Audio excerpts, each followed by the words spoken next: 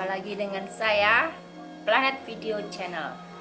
Sekarang ini edisinya adalah saya mengunjungi rumah seorang pemuda, yaitu generasi muda masa kini, tapi dia sangat mencintai kesenian Jawa. Dia pinter dalang, satu ya. Kedua, dia ngerti dan mempunyai pusaka aji atau keris. Ayo kita lihat koleksinya. Assalamualaikum. Waalaikumsalam warahmatullahi wabarakatuh. Nah, ini dia, ini siapa namanya ini, Mas? Jangkar Kertarajasa ya Mas ya. Usia berapa ini, Mas? Masih 14 tahun. Nah, masih sudut di kelas SMP ya? SMP kelas 3. Aduh, sudah mengerti. Kalau boleh tahu koleksi sebanyak ini dapat dari mana, Mas? Ya, kebanyakan ini warisan dari bapak saya sendiri. Oh ya. Ini segini ini masih ada lagi. Masih ada di dalam, cuma saya keluarkan yang bagus-bagus saja. Oh, ini semua maksudnya ini memang asli ya? Asli. Bukan souvenir. Bukan asli. Nah, kalau boleh tahu ini sebanyak ini nih, yang ini namanya apa, Mas Raja? Kalau yang ini saya buka. Ya. Ini namanya Jalak Tilam Sari. Oh, gitu ya. Pembuatan pada era Sultan Agung Mataram dengan pamor wol-wolan yang mempunyai khasiat atau kegunaan untuk melancarkan rezeki atau untuk berdagang. Oh, gitu ya. Nah, ini tadi sudah tahu ya, ini tilam sari, Tilam sari. Nah, selain ini koleksi apa lagi, Mas Raja, yang Ada juga ini. pamornya? Ini bukan pamor, Oh, tapi keris dapur Nogorojo 13. ini dari Tangguh juga Pajang, bikinan Empu Sopo. Pusopo ya. Lalu untuk khasiat atau kegunaan dari kesini, barang siapa yang memegangnya, insya Allah jika Allah memberikan ridho, akan menjadi kaya seperti seorang raja. Alhamdulillah. Keris Nogorojo. Mungkin keris ini ada ciri khas tertentu, Mas Raja, dari yang lainnya? Ciri khas tertentunya tentu ada naganya, Ya. karena bernama Nogorojo. Ya. Dan keris ini lo, artinya Lo itu liku-liku ya? berliku-liku dan memiliki gonjo wilut. Apa itu gonjo? Artinya gonjo yang bagus, untuk keris yang bagus juga. Oh gitu ya. Nggih. Ini tentunya Nogo Rojo. Rojo itu raja. Nggih. Naga itu naga. Naga, nggih. Rajanya naga. Nggih, maksudnya Oh seperti itu. gitu ya. Maka dari itu kegunaannya barang siapa yang memegang atau mempunyai pusaka ini, insya Allah akan kaya seperti raja. Amin amin amin. Lalu ini Ya. namanya keris betok. Tanpa liku-liku ya? Oh, tidak, karena bukan keris lo. Kalau keris lo pasti liku-liku. Oh ya. Nah, ini namanya keris betok sekar agni. Sekar itu bunga, agni itu api. Jadi Bunganya api. Jadi barang siapa yang punya keris ini, insya Allah akan terhindar dari mara bahaya dan terhindar dari kebakaran ataupun santet. Wah, iya. Kemungkinan ini adalah tangguh Pajajaran. Maka dari itu seharusnya barang siapa yang memiliki pusaka ini tidak boleh dicampurkan dengan pusaka-pusaka selain tangguh Pajajaran. Berarti ini disendirikan nih tempatnya? Ya, sendiri Oh, tempatnya. ini tempatnya dipisah-pisah Ya, dari ini. bisa. Karena ini dari Pajajaran, bukan dari Pajang, Mataram ataupun Majapahit. Oh, ini jadi tiap keris ini punya tangguh sendiri-sendiri. Ya. Dan boleh dijelaskan tangguh apa saja ini yang Mas Raja? Yang ada di sini kebanyakan dari tangguh Pajang dan Mataram. Nah, selain ini yang tangguh Pajajaran juga ada satu lagi. Ya. Yang ini juga Nogo tapi Nogo Siluman dan Jangkung.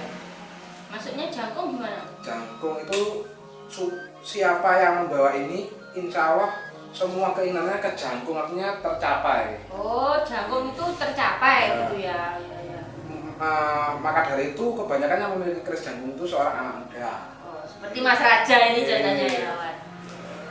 Nah, ini yang tiga ini kecil-kecil ini apa ini, Mas? Ini kalau ketiga benda ini ya sama ini, empat ini konon katanya dulu adalah tumbal rumah orang kuno. Oh, gitu ya, tumbal. Dan kemungkinan ini berasal dari Segor Kidul.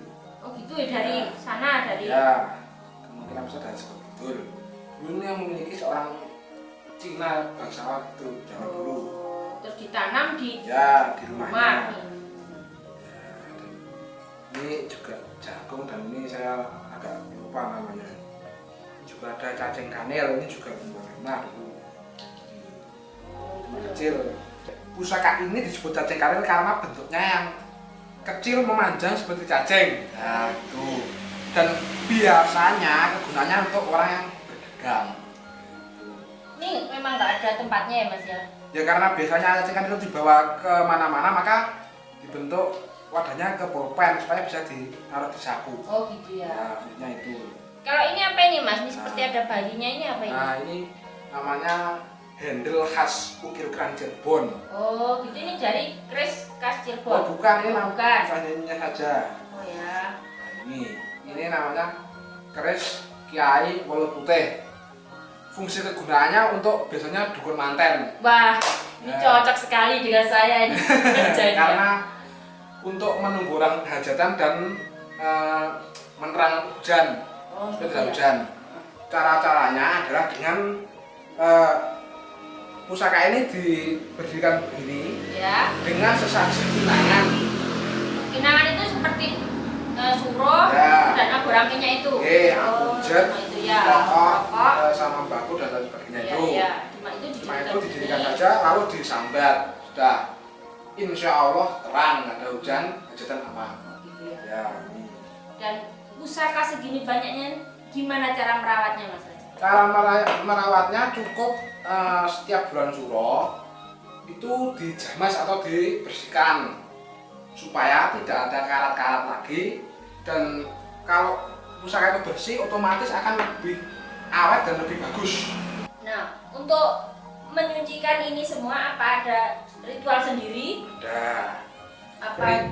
Ritual pertama adalah memindahkan yoni yang ada dalam keris ke warangkanya. Nah, itu gimana caranya Mas Raja? Nah, itu caranya rahasia. Itu Mas Raja sendiri bisa apa? Insya Allah bisa, tapi tetap dibantu. Oh, gitu ya. Oh, ini Tetap ada. karena semua pusaka-pusaka ini punya yoni ya. Ya. Yoni itu nyawa ya kalau kita Ya, kalau manusia ya nyawa, Ya, karena punya nyawa. orang yang membuat ini itu bukan orang sembarangan, adalah orang yang suci. Iya. Saat membuatnya dia berdoa, dia Puasa, puasa, dan setelah pusaka ini jadi pasti ada yang menunggu gitu ya. Jadi yoninya dipindahkan dulu ke Ke rangkanya, rangka. terus isinya. Isinya disucikan. Oh gitu ya. Mencucikannya dengan pertama bentis atau mengkudu. Ya. Itu mengkudu yang sudah matang itu diremet-remet sampai ajur.